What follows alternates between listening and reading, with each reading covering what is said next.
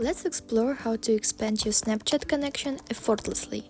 Perhaps you recently made new friends and wish to add them to your Snapchat circle for increased interactions and sharing. I'll guide you through the process. Firstly, open Snapchat on your device. The simplest method is to capture a photo or video. It doesn't need to be posted.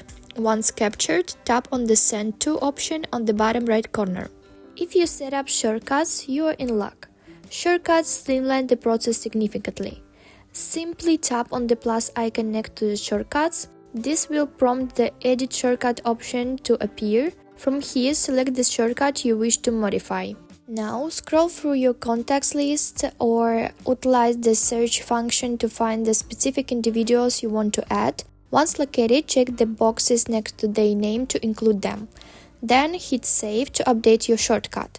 Returning to the top left corner, tap on the shortcut you just modified. This will automatically select the newly added individuals.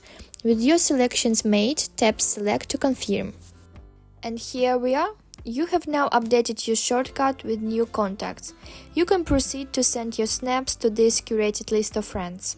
I hope this tutorial proves helpful. If you have any questions or need further clarification, feel free to drop them in the comments below.